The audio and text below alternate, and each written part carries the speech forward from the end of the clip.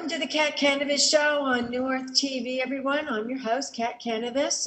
You can go to my website at thequeenofdreams.com or Kathleen O'Keefe, O-K-E-E-F-E, Kanavos, Kanavos.com. So let's talk a little bit about, difficult times and how important our dreams are during those times. We're in one of those difficult times right now with the coronavirus.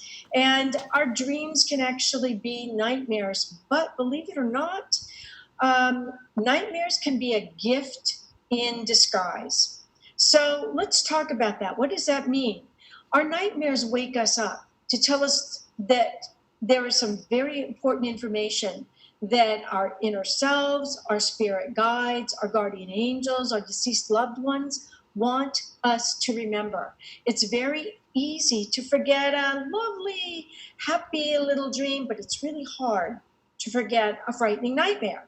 So during these times of the coronavirus, when we're all closed up in the house, some of us can't go out. We're quarantined for 2 weeks. One of them is my little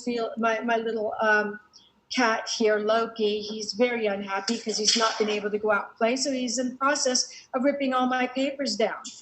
In the early 1920s, polio was actually one of the most feared diseases in the industrialized countries. It paralyzed hundreds of thousands of children every single year. Okay, so remember that iron lung. There were pictures of children in iron lungs, and people were sick, and the whole country was coming to a standstill. Everybody was frightened. Soon after the introduction of vaccines in the 1950s and the 1960s, polio was brought under control. Yes, and it was practically eliminated. We really don't have polio here in our country anymore. And one of the reasons is because a man named Carl Landsteiner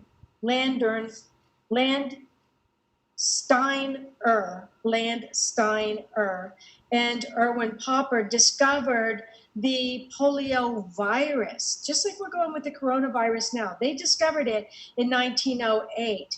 And shortly after that, they realized that they could conquer polio.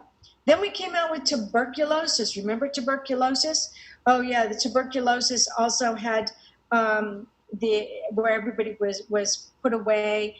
It attacked the lungs and the other parts of the body, and it spread through the air, much like coronavirus, from person to person, went into the lungs, and it was the leading cause of death in Canada. Canada got hit with it worse than the United States.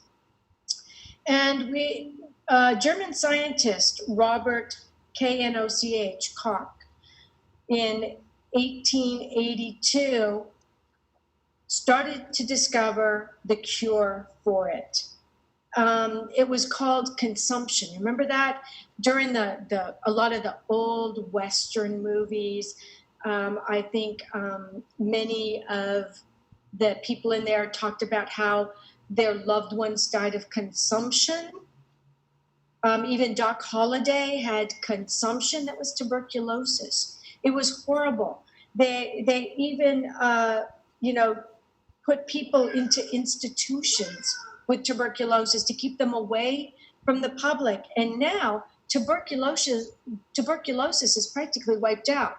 We don't have a tuberculosis problem in the United States anymore. And then there was leprosy. Remember leprosy? Oh my gosh, parts of your body would fall off. People were stuck out on islands, and everybody was afraid of coming down with leprosy. Now, the World Health Organization, known as WHO, is planning to eliminate the disease by the year 2000, actually. So that was like 20 years ago, and from what I understand, they have just about eradicated it in the world, in the whole world. I think the only place that really still has it is Africa and Asia. So why is this important? The reason it's important is because although we've got coronavirus right now, and we had the Spanish influenza, and we've had some other really, really bad flus. We came through it. We overcame it because as humans, that's what we do. We overcome adversity. We're incredible at overcoming adversity. So we may have to lock ourselves away for a couple of weeks. It's not the end of the world. This is a great opportunity for us to get in touch with our inner selves, for us to start keeping a dream journal.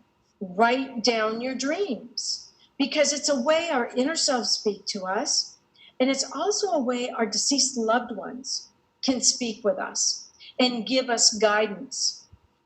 And it's also a way that we can train ourselves to look for the silver lining in every storm. So each day when you wake up, write down your dreams in your dream journals. Look for that guidance. And at night before you go to bed, look for one thing during the day that was the silver lining to this dark cloud.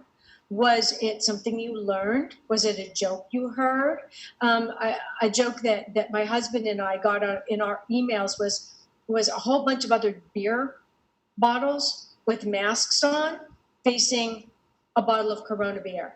So, those are the things that make you laugh. Laugh. When you laugh at the boogeyman, you take his power away. So it's not that this virus is not important, it is. But if you can find it in yourself to find the silver lining in that dark cloud and laugh at that boogeyman, you have an excellent chance of coming through this unscathed. We will always, as human beings, come up against crises. That's part of being alive. But like Loki here, who's upset because he doesn't get to go outside and play because this is passed from humans to animals. You can fuss, just like he is over my shoulder. You can be a real pain in the butt to all the people in your family, like he's trying to be right now. Or you can work together, write down your dreams, and look for that silver lining. So I will be on Dreaming Healing tonight at 6 o'clock Pacific time on Dream Vision 7 Radio Network. And I'm going to have two incredible guests. So I hope you'll tune in then. Until next week, remember, write down your dreams, look for that silver lining, and we will overcome this virus. We will. Good night, everyone.